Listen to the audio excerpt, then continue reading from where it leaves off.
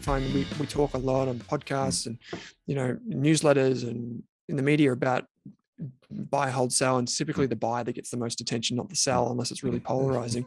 How do you think about, the common reasons that you might end up selling a position? If you have examples, that would help. Yeah, sure.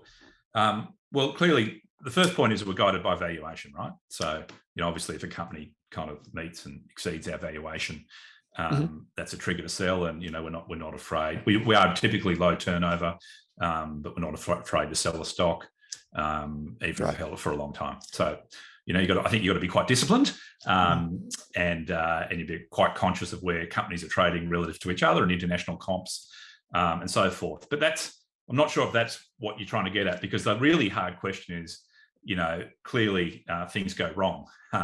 So you sort of, you start with a valuation that's pristine and perfect and a view of the world that is perfectly forecastable. And, what typically happens is very quickly you learn that, reality is a dynamic equation. Things don't go according to plan. Companies don't do what they say they were going to do.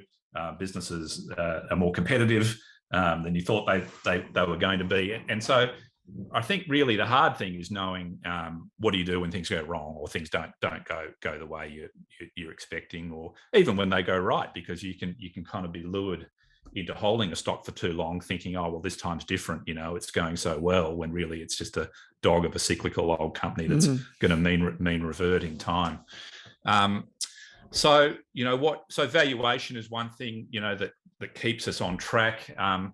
You're being hit with noise every day, and so you really do have to have a filter. That's a good point. Yeah. What is a genuine kind of game changer for this company, and what's just another thing that is really immaterial, and I don't need to listen to. And it sounds like an obvious thing, but markets are very emotional. You can get very attached to companies, and so it's not something that you really want to do, but you sort of pat yourself on the back when they go up, and go and cry when they go down, and you can make some really terrible decisions. So I think a key one is staying close to the sort of story, and you've talked about sort of investment stories in this podcast, and when that story starts to change from management or from a strategic point of view, I think it can be a tipping point.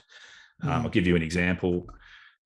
We invested in a company in our Australian shares fund, Australian pharmaceutical industries, and we when Stephen Roach was managing it, and the story was very much organically growth based in the Priceline franchise, and the story changed.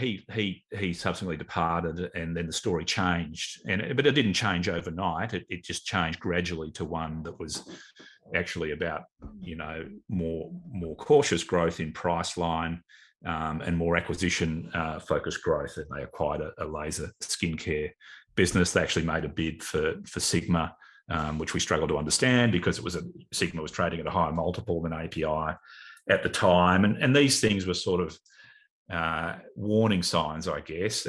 And we probably, I think one of our biases is we try to kind of buy strategically attractive assets up front, and we had a view that Priceline was an attractive franchise, and ultimately it has, this corporate interest obviously in that story now, and I think that position has ended up okay for us, but perhaps we could have put the money to work in a better way elsewhere had we sort of paid attention to some of those signs. So there's an example where I think I was the analyst, I didn't probably pay enough attention to the way the story was changing and the pressure that was putting on the balance sheet ultimately.